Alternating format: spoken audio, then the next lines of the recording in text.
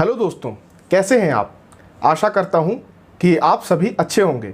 आज हम class 9th science का लेसन नंबर 5 पढ़ने वाले हैं। तो देखिएगा, बहुत ही इंटरेस्टिंग वे में मैं आपको पढ़ाने जा रहा हूं।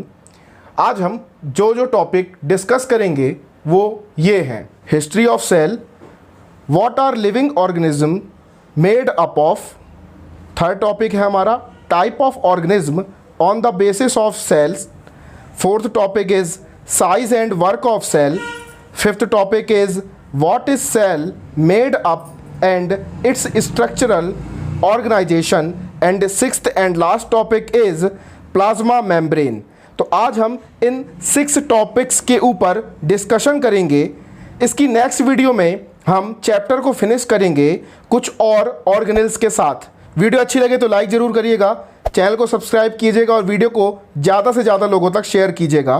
कमेंट करके अपना फीडबैक ज़रूर दीजिएगा। चलिए तो वीडियो को स्टार्ट करते हैं। लेसन का नाम है the fundamental unit of life. इसका मतलब ये हुआ कि लाइफ की फंडामेंटल यूनिट, उसके बारे में आज हम बात करने वाले। मूलभूत इकाई जिससे हमारी लाइफ बनी है, ये ह्यूमन बॉडी जिस चीज़ से बनी है उसके बारे में आज हम बात करने वाले हैं। आपको पता है कि हमारी ह्यूमन बॉडी किस फंडामेंटल यूनिट से मिलकर बनी है? तो नहीं पता तो ये चैप्टर पढ़ने के बाद आपको इस बारे में बहुत सारी जानकारियाँ मिल जाएंगी। कहानी स्टार्ट होती है रॉबर्ट हुक से। रॉबर्ट हुक एक साइंटिस्ट थे, एक बायोलॉजिस्ट थे कह सकते हैं आप। तो रॉबर्ट हुक ने 1665 में, 1665 मतलब समझ लीजिए बहुत साल पहले, जब हम इंडिपेंडेंट भी नहीं थे, तब उन्होंने कॉर्क लिया। कॉर्क क्या होता है कि बार्क ऑफ ट्री से मिलता है, किसी ट्री की बार्क जो होती है उससे मिलता है। और उस कॉर्क को उन्होंने अपने प्रिमिटिव माइक्रोस्कोप से ऑब्जर्व किया। और जब वो इस कॉर्क को अपने प्रिमिटिव माइक्रोस्कोप से ऑब्जर्व करते हैं तो वो देखते हैं कि ये जो कॉर्क है वो बॉक्सेस से मिलकर बना है। बहुत छोटे छोटे उनको बॉक्सेस दिखते हैं, या आप अपनी स्क्रीन पर देख सकते हैं कि किस तरीके के बॉक्सेस उन्होंने देखे। उन्होंने इन बॉक्सेस को नाम दिया सेल्स। तो समझ में आई यहाँ तक की कहानी कि रॉबर्ट हुक ने 1665 में, उनको पता नहीं कहाँ से लगा कि चलो इस कॉर्क को जो ट्री की बार्क से मिलता है इसे ऑब्जर्व किया जाए। वो एक ट्री की बार्क से कॉर्क को लेते हैं और उसे अपने प्रिमिटिव माइक्रोस्कोप से ऑब्जर्व करते। प्रिमिटिव मतलब अपने घर में बनाया हुआ, क्योंकि उस समय उतने अच्छे माइक्रोस्कोप नहीं मिलते थे। तो जब उन्होंने कॉर्क को ऑब्जर्व किया तो बहुत छोटे छोटे बॉक्सेस मिले उनको। सब बॉक्सेस एक दूसरे से कनेक्टेड थे जिन्होंने इस कॉर्क को बनाया था। तो उन्होंने ये समझा, ये बताया कि ये जो छोटे छोटे बॉक्सेस हैं इन्हीं से मिलकर ये कॉर्क बना है, और सबसे छोटी जो यूनिट है इस कॉर्क की वो ये बॉक्स है। और इन बॉक्सेस को उन्होंने नाम दिया सेल। तो अब बात आती है कि सेल नाम क्यों दिया, सेल का मतलब क्या होता है। सेल एक लैटिन वर्ड है, लैटिन लैंग्वेज का एक वर्ड है जिसका मीनिंग होता है आ लिटिल रूम। तो वो जो बॉक्सेस थे वो एक छोटे छोटे रूम के जैसे दिख रहे थे, इसलिए उन्होंने सेल को कहा कि ये एक छोटा सा रूम है और कॉर्क बना हुआ है। तो इन बॉक्सेस को उन्होंने नाम क्या दे दिया, सेल। सेल का मतलब क्या होता है, आ लिटिल रूम। तो यहाँ से आपने ये बात भी जान ली कि सेल का मतलब क्या होता है। और इस चैप्टर का जो नेम है उसका आंसर भी यही है, cell. The fundamental unit of life is called cell. इसी से हमारी पूरी बॉडी बनी हुई है। Smallest unit of our body is cell. ये पहली बार था, फर्स्ट टाइम एवर, जब किसी ने किसी लिविंग थिंग की सेल को ऑब्जर्व किया हो। इससे पहले आज तक किसी ने इस सेल के बारे में सोचा तक नहीं था। तो हम कह सकते हैं कि जो सेल वर्ड है इसको क्वाइंड किया रॉबर्ट हुक ने। तो अगर आपसे पूछा जाए who coined the term cell, तो आपका आंसर होगा रॉबर्ट हुक। रॉबर्ट हुक के कारण ही आज हम सेल के बारे में इतना कुछ जान पाए हैं। और उन्होंने बताया कि living things are consist of separate units, कि लिविंग थिंग जो हैं वो सेपरेट यूनिट्स से मिलकर बनी हुई है। पहले हमको लगता था कि हमारी बॉडी में केवल हमारे बॉडी पार्ट्स ही हैं और बॉडी पार्ट से मिलकर हमारी बॉडी बनी है। ये सिंपल डेफिनेशन थी हमारे पास, लेकिन इन्होंने और डीप में गए और ये बता दिया कि हमारी बॉडी कुछ सेपरेट यूनिट से मिलकर बनी है जो बहुत छोटी हैं, जिनको हम नेक्ड आइज से देख भी नहीं सकते, और उन सेपरेट यूनिट्स का नाम है सेल। तो आपको आई होप यहां तक समझ में आया होगा कि सेल का कॉन्सेप्ट लाया किसने? रॉबर्ट हुक ने। कब लाया? 1665 में। उन्होंने किसकी सेल को ऑब्जर्व किया? कॉर्क की। कॉर्क होता क्या है? कॉर्क होता है बार्क ऑफ ट्री से मिलने वाला एक सब्सटेंस जिसको बोलते हैं कॉर्क। कॉर्क में उन्होंने क्या देखा? बॉक्सेस देखे। सेल का मतलब क्या होता है? आ लिटिल रूम। और सेल किस लैंग्वेज का वर्ड है? लैटिन लैंग्वेज का वर्ड है। It is a Latin word. Okay. और उन्होंने क्या बताया कि लिविंग थिंग्स सेपरेट यूनिट से मिलकर बनती हैं। तो ये इंफॉर्मेशन आपको मिली, इन्हें आप रिमेंबर कर लीजिएगा। मुझे लगता है कि आपको एक कहानी के फॉर्म में अभी तक तो लर्न हो ही चुकी होंगी। चलिए आगे बात करते हैं इसकी हिस्ट्री की, कि सेल में हमने रॉबर्ट हुक ने तो इसको स्टार्ट कर दिया, इसके बाद और कौन कौन से साइंटिस्ट आए जिन्होंने इस वर्क को थोड़ा और आगे बढ़ाया और कहां तक हम पहुंच पाए, वो अब हम देखते हैं। तो हिस्ट्री में आपको पता ही है कि पहला नाम हमेशा आएगा रॉबर्ट हुक का। जब भी हम बात करेंगे सेल की, रॉबर्ट हुक ने 1665 में अपने प्रिमिटिव माइक्रोस्कोप से कॉर्क की स्लाइस को ऑब्जर्व किया और उन्होंने सेल टर्म को कॉइन किया। उसके बाद आए ल्यूवेनहॉक इन 1674। ल्यूवेनहॉक ने इम्प्रूव्ड माइक्रोस्कोप से लिविंग सेल्स, कहाँ की? पॉन्ड वाटर की लिविंग सेल्स, उनका ऑब्जर्वेशन किया। तो समझ सकते हैं कि 9 ईयर्स में कितनी टेक्नोलॉजी इम्प्रूव्ड हो गई। पहले हम लोग केवल सॉलिड थिंग्स को देख सकते थे, और अब ल्यूवेनहॉक ने 1674 में इम्प्रूव्ड माइक्रोस्कोप के यूज से पॉन्ड वाटर में जो लिविंग सेल्स है उनको ऑब्जर्व कर लिया। पॉन्ड का वाटर लिया उन्होंने और उसमें जो छोटी छोटी सेल्स थी, लिविंग सेल्स, उनको उन्होंने ऑब्जर्व कर लिया। थर्ड नंबर पर आते हैं हमारे रॉबर्ट ब्राउन। इन्होंने भी एक बहुत ही अच्छा काम किया और बहुत ही इंपॉर्टेंट वर्क किया। इन्होंने 1831 में, ये बहुत लेट आए रॉबर्ट ब्राउन, लेकिन इन्होंने जो डिस्कवरी की वो बहुत ही अपने आप में बहुत इंपॉर्टेंट है और यूनिक है। इन्होंने डिस्कवर कर लिया न्यूक्लियस को। इतनी इंपॉर्टेंट डिस्कवरी इन्होंने करी कि वो सेल के अंदर चले गए और सेल के अंदर न्यूक्लियस होता है, उसको उन्होंने डिस्कवर कर लिया। ये बहुत बड़ा काम था अपने आप में। फोर्थ नंबर पर हमारे आते हैं परकिंजे, जो 1839 में प्रोटोप्लाज्म को खोजा इन्होंने। प्रोटोप्लाज्म होता क्या है? सेल के अंदर लिक्विड होता है, उसे बोलते हैं फ्लूइड ऑफ सेल, उसे इन्होंने डिस्कवर किया। तो परकिंजे ने 1839 में फ्लूइड ऑफ सेल, जिसको प्रोटोप्लाज्म कहते हैं, इसे डिस्कवर किया। फिफ्थ नंबर पर आए हमारे स्लीडन और श्वान। ये दोनों मिलकर द सेल थ्योरी बनाने में लग गए। इन्होंने द सेल थ्योरी को बनाया और द सेल थ्योरी अपने आप में एक बहुत इंपॉर्टेंट थ्योरी है जो सेल के बारे में पूरा ऑब्जर्वेशन हमको प्रोवाइड करती है। सिक्स्थ नंबर पर आए वर्चो, और वर्चो ने इस सेल थ्योरी को फर्दर एक्सप्लेन किया और इन्होंने एक बहुत ही इंपॉर्टेंट फैक्ट जो आज से पहले किसी को नहीं पता था वो बताया कि cell arises from pre existing cells. मतलब क्या हुआ कि पहले हमको लगता था कि केवल सेल्स हैं और इनकी डेथ हो जाएगी और फिर ये वापस नहीं आ पाएंगी, लेकिन हमको इनकी स्टडी से पता चला विर्चो की कि pre existing cell new cells को बर्थ दे सकती हैं। रिप्रोडक्शन भी इनका होता है कि एक सेल है तो वो ब्रेक होकर अलग अलग पार्ट्स में डिवाइड हो जाएगी, फिर वो जो ब्रोकन पार्ट्स हैं वो फिर से फर्दर न्यू पार्ट्स में डिवाइड हो जाएंगे। इस तरीके से प्री एग्जिस्टिंग सेल्स जो हैं, जैसे उनकी पेरेंट सेल आप कह सकते हैं, वो न्यू सेल्स को क्या करती हैं? बर्थ दे सकती हैं। तो ये बहुत इंपॉर्टेंट डिस्कवरी इन्होंने की वर्चो ने, और इससे हमको पता चला कि सेल्स अपने आप में रिप्रोडक्शन कर सकती हैं और अपने नंबर ऑफ सेल्स को इंक्रीज कर सकती हैं। तो एक बार शॉर्ट में समझते हैं हिस्ट्री। पहले आते हैं रॉबर्ट हुक, जिन्होंने कॉर्क स्लाइस को ऑब्जर्व किया और बताया कि सेल होता क्या है। उसके बाद आए ल्यूवेनहॉक, जिन्होंने पॉन्ड वाटर की लिविंग सेल्स को ऑब्जर्व किया। रॉबर्ट ब्राउन ने क्या काम किया? न्यूक्लियस को डिस्कवर किया। इसे लर्न कर लीजिएगा आप इनका नेम, कि रॉबर्ट ब्राउन ने डिस्कवर क्या किया? Nucleus of the cell. अगर मैं बात करूं कि प्रोटोप्लाज्म किसने डिस्कवर किया, तो आप कहेंगे परकिंजे ने। परकिंजे ने प्रोटोप्लाज्म डिस्कवर किया। प्रोटोप्लाज्म होता क्या है? फ्लूइड ऑफ सेल, सेल के अंदर लिक्विड भरा होता है। जैसे आप अपनी आंखों के अंदर भी देखें तो लिक्विड भरा होता है, उसी तरीके से सेल के अंदर भी लिक्विड होता है जिसमें उसके ऑर्गेनेल्स रहते हैं। वो आप आगे अभी हम पढ़ेंगे। इसके बाद स्लीडन और श्वान ने द सेल थ्योरी बनाई। द सेल थ्योरी किसने बनाई? स्लीडन और श्वान ने, और उसको फर्दर एक्सप्लेन किया विर्चो ने। तो ये थर्ड नंबर, फोर्थ नंबर ये बहुत इंपॉर्टेंट है। फर्स्ट तो बिल्कुल इंपॉर्टेंट ही है क्योंकि उनके बगैर ये सेल का कॉन्सेप्ट आता ही नहीं, जो है रॉबर्ट हुक। तो आपको ये 3 नेम्स अच्छे से लर्न करने हैं कि रॉबर्ट हुक ने सेल का कॉन्सेप्ट दिया, रॉबर्ट ब्राउन ने न्यूक्लियस की डिस्कवरी की, और परकिंजे ने फ्लूइड ऑफ सेल जिसे प्रोटोप्लाज्म कहते हैं इसको डिस्कवर किया। चलिए बढ़ते हैं आगे।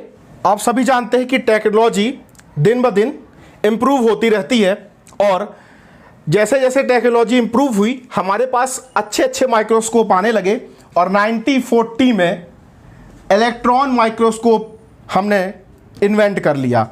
इलेक्ट्रॉन माइक्रोस्कोप का जो बहुत ही इम्पॉर्टेंट यूज़ है वो ये है कि हम बिल्कुल स्मॉलेस्ट पार्ट्स को भी देख सकते हैं, और इसी इलेक्ट्रॉन माइक्रोस्कोप का यूज़ करके हमने 1940 में complex structure of cell and its organelles इसकी स्टडी भी स्टार्ट कर दी।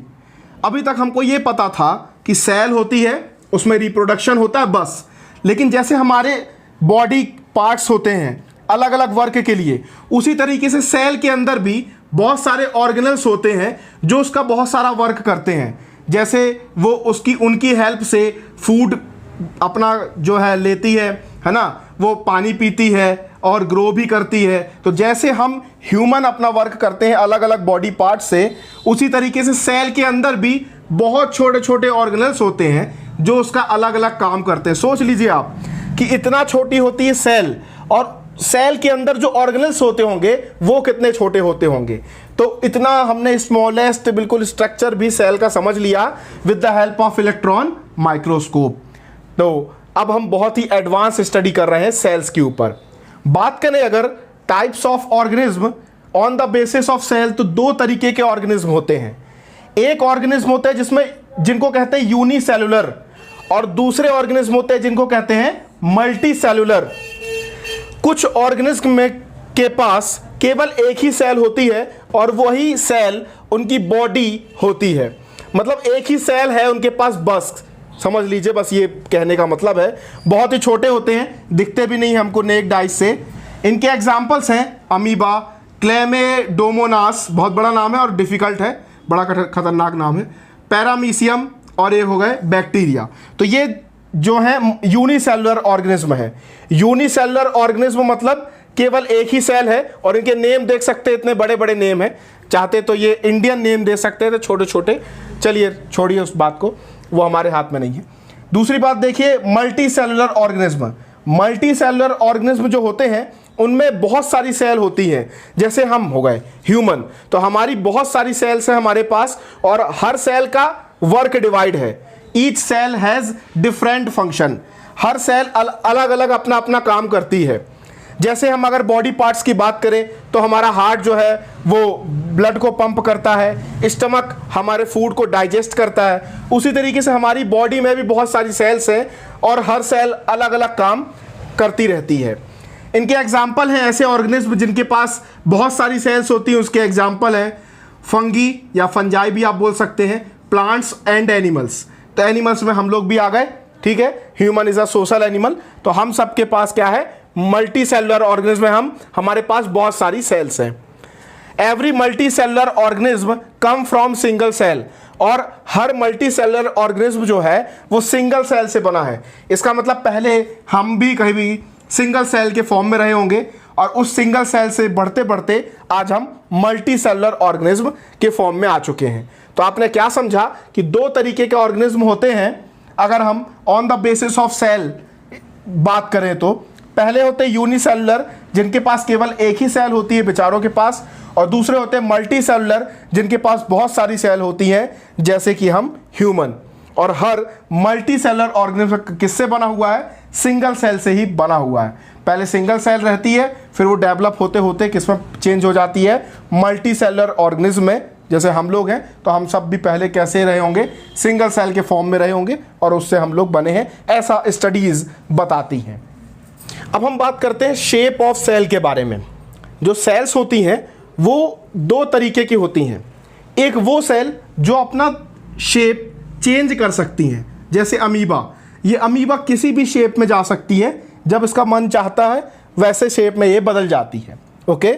और दूसरी होती है जो जिनका शेप जो होता है बिल्कुल निश्चित होता है कि एक ही शेप में रहती हैं, वो चेंज नहीं होती, तो उनको बोलते हैं कि टिपिकल शेप में वो रहती हैं। जैसे नर्व सेल, नर्व सेल आप देख सकते हैं, तो ये नर्व सेल हमेशा इसी शेप में रहती है जैसी आपको दिख रही है।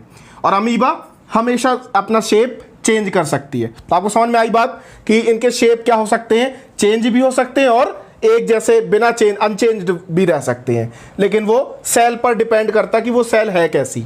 अगर मैं आपसे पूछूं कि एक ऐसे ऑर्गेनिज्म का नाम बताइए जो अपना शेप चेंज कर सकता है, तो आपका आंसर क्या हो जाएगा, अमीबा, क्योंकि ये वन सेल वाला ऑर्गेनिज्म है, यूनिसेलुलर ऑर्गेनिज्म है। चलिए बात करते हैं इसी सिंगल सेल वाले ऑर्गेनिज्म की, या कह दें कि सिंगल सेल की। सिंगल सेल कैसे बनती है और कैसे उसका वर्क होता है वो हम समझते हैं। अब सिंगल सेल बहुत सारे ऑर्गेनेल्स से मिलकर बनती है। ऑर्गेनेल इसके अंदर पाए जाते हैं, बहुत छोटे छोटे होते हैं और सेल का सब काम करते हैं। क्या क्या वर्क करते हैं देखिएगा, ये दो तरीके के मेन वर्क करते हैं। पहला इनका इंपॉर्टेंट वर्क होता है make new materials from cell, ये सेल से न्यू मटेरियल बनाते हैं। और दूसरा वर्क इनका होता है क्लियरिंग अप द वेस्ट, और जो भी सेल के अंदर वेस्ट होता है, जैसे कोई गैसेस हो गई, अनवांटेड गैसेस हो गई, तो उनको बाहर निकालना है, तो उनको क्लियर करने का काम भी कौन करते हैं, ऑर्गेनेल्स करते हैं। अब अगर आपसे मैं क्वेश्चन पूछूं what is cell made up of, जो इतनी सी सेल है वो किससे मिलकर बनी है, तो आपका आंसर होगा ऑर्गेनेल्स। ऑर्गेनेल्स ही एक साथ मिलकर सेल को बनाते हैं। ये जो ऑर्गेनेल्स होते हैं ये सेल के अंदर मिलते हैं। अच्छा, अब बात करें अगर हम स्ट्रक्चरल ऑर्गेनाइजेशन की, कि सेल के अंदर मेन कौन कौन से 3 या 4 फैक्टर्स होते हैं, तो यहां पर आपको ये बात याद रखनी है कि 3 ऑर्गेनेल्स मेन है हर सेल में। Almost every cell has these 3 main organelles. ये क्या क्या है, पहला ऑर्गेनेल जो बहुत इंपॉर्टेंट होता है लगभग सभी सेल के लिए, वो है प्लाज्मा मेम्ब्रेन। अभी इनके बारे में हम स्टडी करते हैं। सेकेंड जो मेन इंपॉर्टेंट फैक्टर होता है, मेन इंपॉर्टेंट ऑर्गेनेल होता है सेल के अंदर, वो होता है न्यूक्लियस, और लास्ट होता है साइटोप्लाज्म। तो ये 3 ऑर्गेनेल्स बहुत ही इंपॉर्टेंट होते हैं एक सेल के लिए। अब हम one by one in organelles के बारे में समझेंगे कि इनका वर्क क्या होता है और ये ऑर्गेनेल्स किस तरीके से सेल के लिए बहुत इंपॉर्टेंट है। तो सबसे पहले हम समझते हैं प्लाज्मा मेम्ब्रेन के बारे में, जिसे हम सेल मेम्ब्रेन भी कहते हैं। अब पढ़ते हैं हम प्लाज्मा मेम्ब्रेन के बारे में। प्लाज्मा मेम्ब्रेन को आप अपने घर के डोर की तरह समझ सकते हैं, और डोर पर गार्ड का काम भी ये करती है, मतलब दरवाज़ा भी है और गार्ड का काम भी करती है प्लाज्मा मेम्ब्रेन सेल के लिए। प्लाज्मा मेम्ब्रेन होती है outermost covering of the cell, cell की सबसे बाहर वाली कवरिंग जो होती है बिल्कुल बाहर, उसको बोलते हैं क्या, प्लाज्मा मेम्ब्रेन।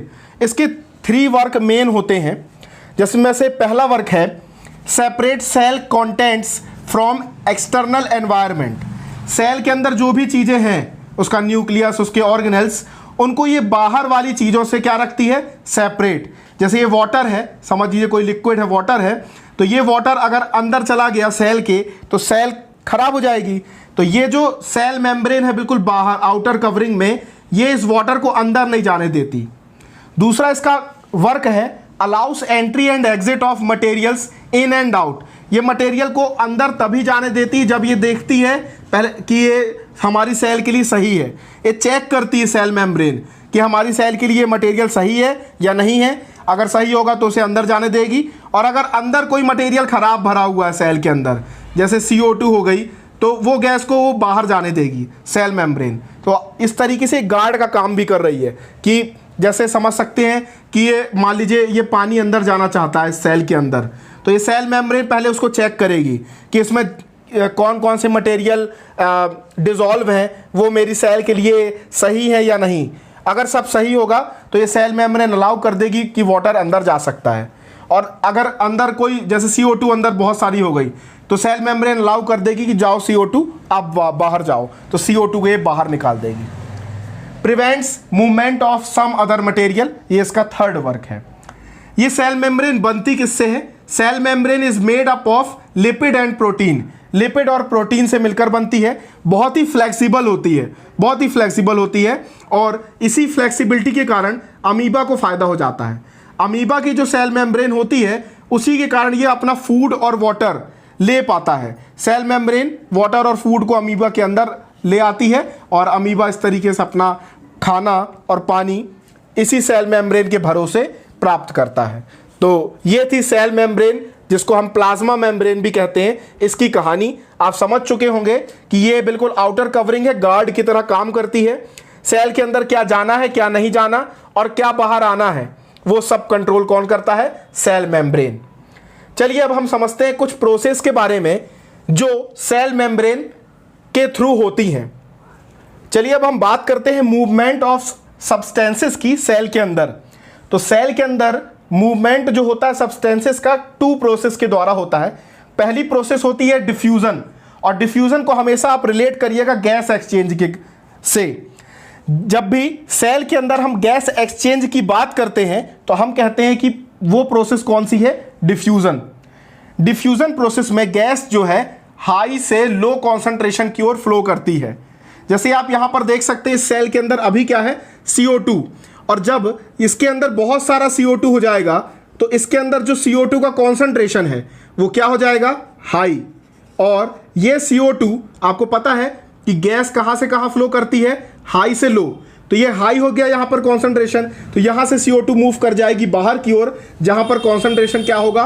लो। और इस तरीके से इसकी पूरी CO2 बाहर निकल जाएगी। तो ये CO2 पूरी बाहर निकल जाएगी, और बचेगा क्या? इसके पास केवल O2, और बाहर से जितनी O2 है वो सब इसके अंदर जाएगी, इसी डिफ्यूजन प्रोसेस का यूज करके। तो इस तरीके से गैस एक्सचेंज होता है सेल में, और कौन सी प्रोसेस के थ्रू होता है? डिफ्यूजन। हमेशा याद रखिएगा, बहुत ही इंपॉर्टेंट प्रोसेस है। एक बार और बता देता हूं कि सेल के अंदर मान लीजिए O2 है, और जब इसने बहुत सारा वर्क किया तो इसके अंदर क्या प्रोड्यूस हो गई? CO2। CO2 जैसी बनी तो कॉन्सेंट्रेशन क्या हो गया? हाई। और आपको पता है गैस हाई कॉन्सेंट्रेशन से लो कॉन्सेंट्रेशन की ओर मूव करती है, और यहां से CO2 क्या करेगी? बाहर की ओर मूव कर जाएगी, और O2 सेल के अंदर आ जाएगी। सेल के पास O2 आ गया, फिर वो अपना काम चालू कर देगी। तो ये कौन सी प्रोसेस में होता है? डिफ्यूजन में। डिफ्यूजन मतलब गैस एक्सचेंज होना। जो ये सेल होती है केवल गैस को एक्सचेंज नहीं करती, ये वाटर को भी एक्सचेंज करती है, और वाटर एक्सचेंज की इस प्रोसेस को कहते हैं ऑस्मोसिस। जब भी आपसे मैं कहूं कि वाटर एक्सचेंज की प्रोसेस सेल में क्या कहलाती है, तो आप कहेंगे ऑस्मोसिस कहलाती है। ऑस्मोसिस डिफ्यूजन के सारे रूल फॉलो करती है। चलिए अब ऑस्मोसिस को एक बार डीपली समझ लेते हैं, और आज हमारी क्लास यहीं पर एंड हो जाएगी। ऑस्मोसिस को हम इन 3 कंडीशन से समझते हैं। पहली कंडीशन ये है कि देखिए, एक आप बीकर लीजिए, उसमें वाटर भरिए, और पानी भरने के बाद उसमें आप बहुत सारा नमक मिला दीजिए, मतलब पानी से भी ज़्यादा, मतलब बहुत ज़्यादा कॉन्सेंट्रेशन कर दीजिए नमक का, शुगर का या सॉल्ट का। ठीक है, तो क्या होगा? बाहर जो कॉन्सेंट्रेशन है वो ज़्यादा हो जाएगा, और सेल के अंदर का कॉन्सेंट्रेशन क्या हो जाएगा? लो हो जाएगा। आप सभी को पता है कि वाटर हो या गैस हमेशा हाई कॉन्सेंट्रेशन से लो कॉन्सेंट्रेशन की ओर मूव करती है। तो ये वाटर जो है वो सेल के अंदर भरने लगेगा, और सेल क्या हो जाएगी? स्वेल अप हो जाएगी, मतलब फूल जाएगी। इस तरीके के सॉल्यूशन को हम कहेंगे हाइपोटोनिक सॉल्यूशन, क्योंकि इसमें बाहर जो कॉन्सेंट्रेशन है वो क्या है? हाई। तो याद रखिएगा, जब सेल के बाहर का कॉन्सेंट्रेशन हाई होता है तो उसको बोलते हैं हाइपोटोनिक सॉल्यूशन। इस मेथड का यूज करते हैं प्लांट्स की रूट। जो प्लांट्स होते हैं ना, आपके वाटर में रहते हैं जो प्लांट्स, उनकी रूट्स इसी प्रोसेस का यूज करके वाटर को अपने अंदर ऑब्जर्व कर लेती हैं। जो फ्रेश वाटर ऑर्गेनिज्म होते हैं, यूनिसेलुलर फ्रेश वाटर ऑर्गेनिज्म, जैसे अमीबा और ये सब हो गए, तो वो सब भी इसी प्रोसेस का यूज करके वाटर को ऑब्जर्व कर लेते हैं, और उनकी जो वाटर की नीड है वो पूरी हो जाती है। तो हाइपोटोनिक सॉल्यूशन में क्या होता है? बाहर कॉन्सेंट्रेशन ज़्यादा होता है, तो इस वजह से जो पानी होता है वो अंदर की ओर जाने लगता है सेल के, और सेल स्वेल अप हो जाती है। सेकेंड कंडीशन में अगर हम पानी का जो कॉन्सेंट्रेशन है उसको सेल के अंदर जो ऑर्गेनेल्स हैं और सेल के कॉन्सेंट्रेशन के अगर सेम कर दें, जो वाटर है उसका कॉन्सेंट्रेशन अगर हम सेल के कॉन्सेंट्रेशन के बराबर कर दें तो वाटर का मूवमेंट नहीं होगा और सेल का शेप अनचेंज रहेगा, बिल्कुल जैसा था वैसा ही रहेगा। इस तरीके के सॉल्यूशन को हम कहते हैं आइसोटोनिक सॉल्यूशन।